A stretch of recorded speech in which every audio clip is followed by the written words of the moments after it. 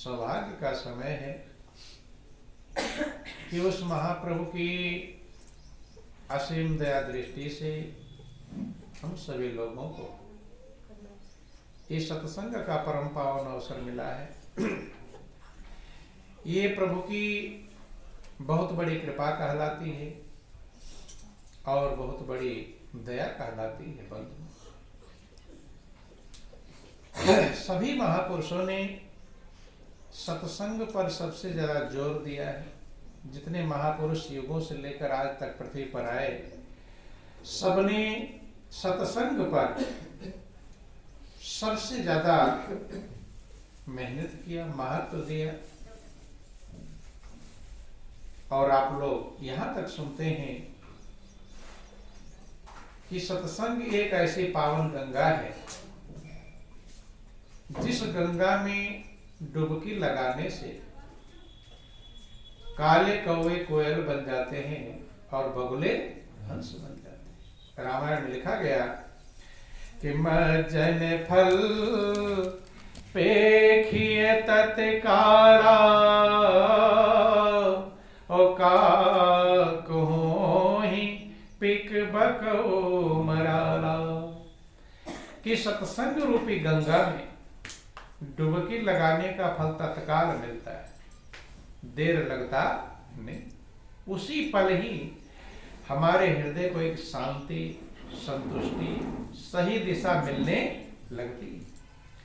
चूंकि इस संसार में मनुष्य सब कुछ कर लेता है लेकिन दिशा अपनी सही कर पाता नहीं। आप अपने अनुभव को विचार करिए कि पूरी जिंदगी आपकी बीतती चली जाती है, गुजरती चली जाती है, लेकिन क्या आपको कन्फर्म हो पाता है कि यही रास्ता है जिससे हमें चलना चाहिए, या यही काम है जिसे हमें करना चाहिए? बदलते रहते हैं जीवन भर, नहीं बदलते। आज कुछ करते हैं, विचार करते हैं अब ये सही नहीं है, अब दूसरा बदल कर देख लो, फिर उसे भी करने लगते हैं। वह भी करके देख लिए, फिर संतुष्टि नहीं मिलती, फिर सोचते अब ऐसा करके देख लो। ऐसे ऐसे पूरी जिंदगी गुजर जाती है, काले बाल सफेद हो जाते हैं, मृत्यु का समय आ जाता है, लेकिन तब भी मनुष्य कन्फर्म कर पाता नहीं। और जब कन्फर्म ही नहीं होगा तो हम चलेंगे कैसे? यही सबसे बड़ी विडंबना है। और यह अपना प्रैक्टिकल आप गौर करके देखना, विचार करना, क्या आज कन्फर्म हो गया कि आपको क्या करना चाहिए? बंधु, जैसे चौराहा है और चौराहे पर कन्फर्म ना हो पावे कि यही रास्ता जाएगा, जब तक कन्फर्म, किसी रास्ते पर आप चल भी देंगे तो मन में असमंजस रहेगा, ना जाने वो वाला जा रहा हो, रहेगा कि नहीं? और सबके लिए होता है। कभी कभी जाते दो रास्ता मिल जाता है, वहां पूछने वाला कोई नहीं, बताने वाला कोई नहीं है, अब क्या करेंगे? अंदाज करके चल देते हैं, लेकिन मन में असमंजस रहता है और कभी कभी लौट कर भी आना पड़ता है। आना पड़ता है कि नहीं? एक रास्ते चले गए, फिर पता चला कि ये रास्ता नहीं है, फिर लौट करके आते हैं। बंधु, यही जिंदगी जीने का तरीका अपनाते हैं कि एक रास्ते पर जाते हैं, फिर पता चलता है ये सही नहीं, अब इधर चलो, फिर लो, और जिंदगी गुजर जाती है। महापुरुष कहते हैं जो आप लोगों को अनमोल मनुष्य का जीवन मिला है, ये ऐसे नहीं, ये परमात्मा की बहुत बड़ी कृपा, विशेष दया, आपके जन्म जन्मांतर के पुण्य संस्कार जब इकट्ठे होते हैं तब कहीं प्रभु की कृपा होती है और आपको ये मनुष्य का चोला प्राप्त होता। रामायण में लिखा गया कि कब हुक करी करुणा नर देही और देत ईस बिनु हेतु स्नेही। कभी करुणा करके, दया करके प्रभु ये मनुष्य का जीवन देते हैं। बंधु, मनुष्य की जिंदगी सभी को मिली हुई है, सब लोग मनुष्य का जीवन पाए हैं, लेकिन गौर करना, जिसको प्रभु की कृपा से प्राप्त हो पाता है, जो जिंदगी देवताओं को भी दुर्लभ है, आप लोग सुनते हैं बड़े भाग्य मानुष तन पावा और सुर दुर्लभ सब ग्रंथनि गावा, साधन धाम मोक्ष कर द्वारा। जो देव दुर्लभ जिंदगी मिली है, क्या इस जिंदगी की कीमत समझ पा रहे हैं? आज आप देखते होंगे 1 सेकंड में कोई आत्महत्या कर ले रहा है, कोई फांसी लगा लेता है, कोई छत से कूद जाता है, कोई नहर में गंगा में कूद जाते हैं। तो ये क्या इसीलिए जिंदगी मिली थी? ध्यान देना, मनुष्य की जिंदगी महापुरुष कहते हैं कि मिलता है समय नहीं बार बार, सुंदर नर देहे पाने का, मुद्दत में मिला है हक तुझको, खुद को मानो कहलाने का, बंदा भी बना बंदगी न करी तो क्या मोह लेकर जाए। बहुत न जाने कितने युग पर युग बीत गए, आज आपको प्रभु ने चांस दिया है। चांस को जो लाभ उठा लेता है वही सबसे बड़ा समझदार, होशियार, बुद्धिमान कहलाता है। महापुरुष कहते हैं सबसे बड़ा कीमती समय है। क्या कीमती है? महापुरुष कहते दांव का चूका फिर मारता है और समय का चूका सिर मारता है। अखाड़े में पहलवान लड़ते हैं, एक बार दांव से चूक गया फिर दोबारा दांव लगा लेता है, जीत लेता है। लेकिन अगर समय से जो चूक गया वो उसके दूसरा कोई उपाय नहीं। जैसे आज का जो ये समय आपको मिला हुआ है, ये समय फिर दोबारा कभी आएगा? ये कभी भी नहीं। तो सोच लेना कितना कीमती है। सारे संसार के लोग मिल जाए, ये टाइम दोबारा आ जाए तो ये आने वाला नहीं। इसलिए इस समय का इसी समय आप उपयोग कर सकते हैं, ना कल कर सकते हैं, ना परसों कर सकते हैं। ऐसे जो जिंदगी मिली है आपको, इस जिंदगी का अभी आप इसी समय उपयोग कर पाएंगे बंधु। ना भूतकाल में उपयोग कर पाएंगे, ना भविष्य काल में, वर्तमान काल में उपयोग कर सकते हैं। लेकिन वर्तमान काल में देखना, ये जीवन मिला था उस परम लक्ष्य को प्राप्त करना, जो आनंद का भंडार है, जो शांति का स्रोत है, जो सुखों का मूल है, जो सब सहारों का सहारा है, सबके छूट जाने पर जो छूटता नहीं, सारे संबंध छूट जाने पर जिसका संबंध कभी खत्म नहीं होता, जिसका रिश्ता कभी खत्म नहीं होता। देखो ध्यान देना, आप सभी लोग इस दुनिया में जीते हैं और सब रिश्ता निभाते हैं। निभा रहे हैं, कितने रिश्ते निभाते हैं? परिवार का रिश्ता निभाते हैं, रिश्तेदार का निभाते हैं, पड़ोसी का निभाते हैं, ना जाने कितने रिश्ते निभाते हैं। निभाने के लिए क्या क्या कष्ट भी उठा लेते हैं, संकट भी सह लेते हैं। लेकिन ये रिश्ता है, एक रिश्ता है जो कभी रिश्ता बदलता नहीं। ध्यान देना, एक संबंध जिसको आप बदल नहीं सकते। दुनिया का रिश्ता मिला है, आजकल टूट जाता है।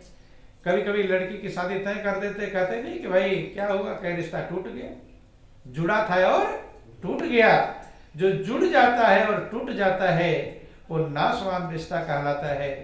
एक रिश्ता है जो कभी टूटता नहीं, क्योंकि वो हमेशा जुड़ा ही जुड़ा है। जिसको आप तोड़ना चाहें तो टूट सकता नहीं, वो है प्रभु का रिश्ता। किसका रिश्ता है?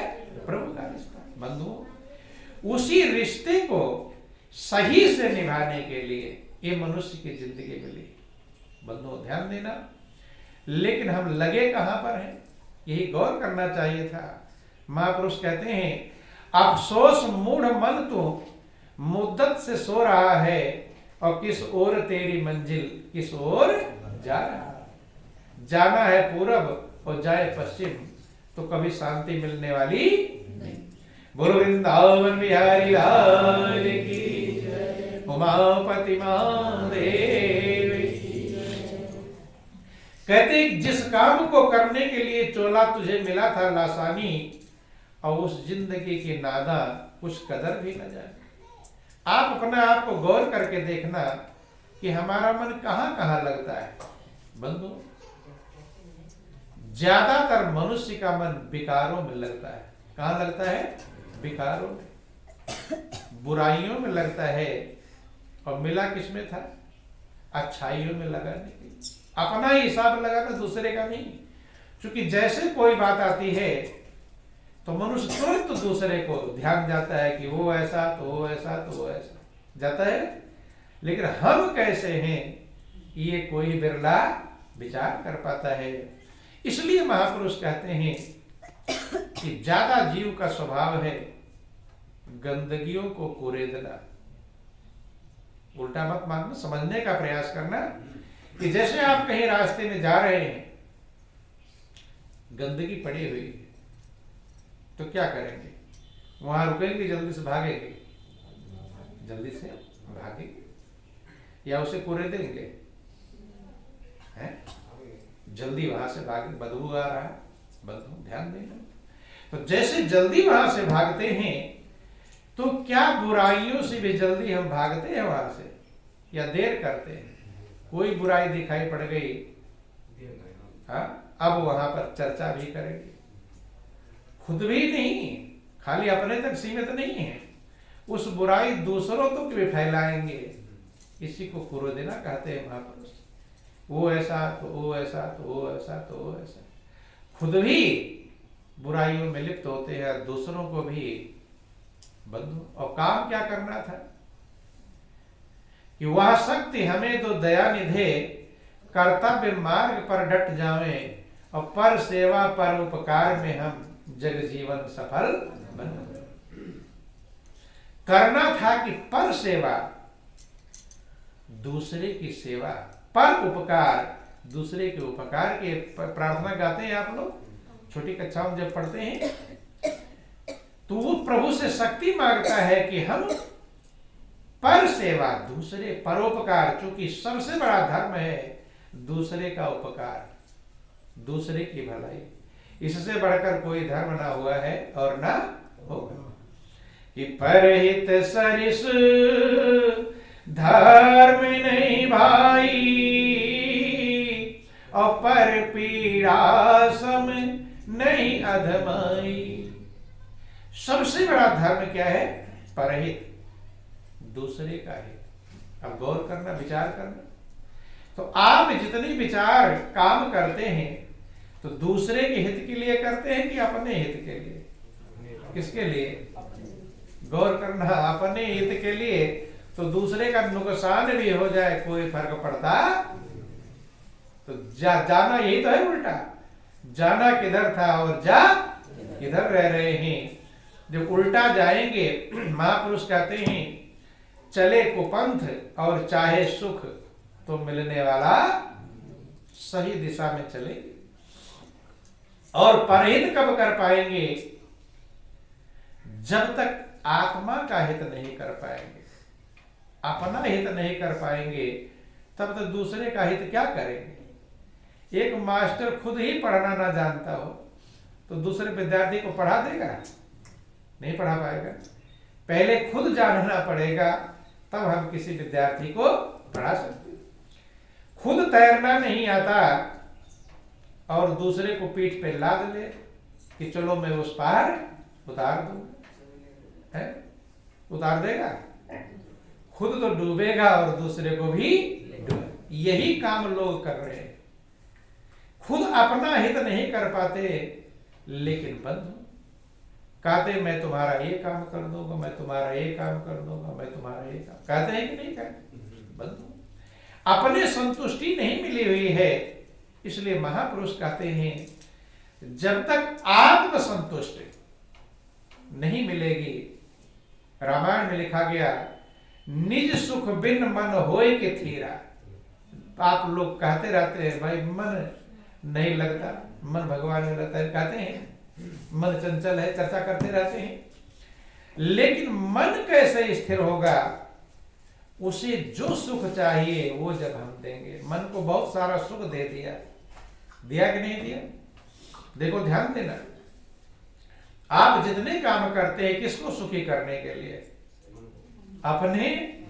ध्यान देना, गौर करना। ये बहुत मौका मिला है प्रभु की कृपा से कुछ समझने के लिए। जितने प्रयास मनुष्य करता है एक काम है कि मेरा मन खुश हो जाए, या दूसरा कोई काम है। संसार में आज तक जितने काम किए होंगे उसके पीछे क्या है? मेरा मन खुश हो जाए। लेकिन अपने मन से पूछो, वो हो गया खुश? होशियारी तो लगाया, चालाकी लगाया, बुद्धिमानी लगाया, धन लगाया, बल लगाया, दिन भर परिश्रम करते हैं, रात भर परिश्रम करते हैं, अच्छे कर्म करते हैं, बुरे कर्म करते हैं, लड़ाई झगड़ा भी करते हैं, गाली गलौज सब कर लेते हैं। किसके लिए? मन को खुश करने के लिए। लेकिन ये हो गया है? किसी का हो गया तो बतला दो। जब हुआ नहीं, जो काम हुआ नहीं कैसे करें?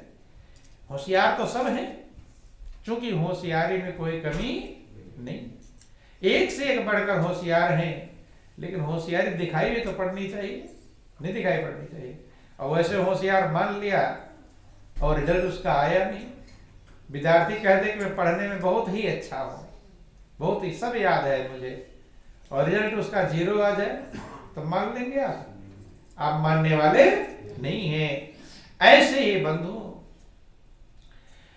आप होशियार तब कहलाएंगे जब आप अपने जिस काम में लगे वो काम कर लेंगे। तो जन्म से लेकर किस काम में लगे हैं? एक ही काम में लगे। ध्यान देना, आपने पढ़ाई लिखाई किया किसके लिए? ताकि मेरे भाई नौकरी मिल जाएगी, बिजनेस मिल जाएगा, वो उसमें मन ही खुश होगा। शादी विवाह किया किसके लिए? मन को खुश करने के लिए। दुखी क्या करने? खुश करने के लिए। लेकिन शादी विवाह करके खुश हो गया? पहले तो शादी विवाह कर खुश हो जाओगा, लेकिन खुश हुआ? झंझट टेंशन तो भले ले लिया। ध्यान देना, बोलो वृंदावन बिहारी लाल। टेंशन ले लिया, चिंता ले लिया, बेचैनी ले लिया, बिगड़ गया चेहरा, लेकिन खुश हो पाया नहीं। अब सोचे बच्चे हो जाएगा तब खुश हो जाओगे। हो गए बच्चे, हो गया खुश। जितना भी दांव लगाता है, हर दांव पर फेल ही होता है। इसलिए महापुरुष को थोड़ा सा भजन समझेंगे। बोलो वृंदावन बिहारी लाल कि सदियों से जीव भटकता पर चैन कहीं ना पाया। सदियों से जीव भटकता पर चैन कहीं ना पाया। सदियों से जीव भटकता पर चैन कहीं ना पाया। सदियों से जीव भटकता पर चैन कहीं ना पाया। कई बार मरा जी कर फिर भी जीना नहीं आया। कई बार मरा जी कर फिर भी जीना नहीं आया। कई बार मरा जी कर फिर भी जीना नहीं आया।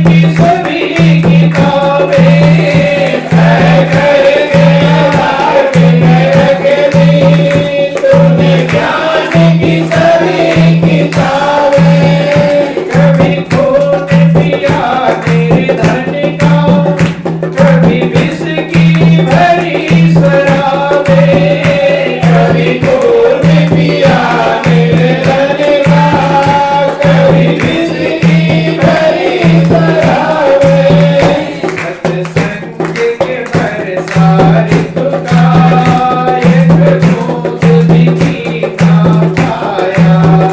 सत्संग के बरसा ऋतु का एक बूंद भी पीना पाया। कई बार प्रयासी जी कर फिर भी जीना नहीं आया। कई बार प्रयासी जी कर फिर भी जीना नहीं आया।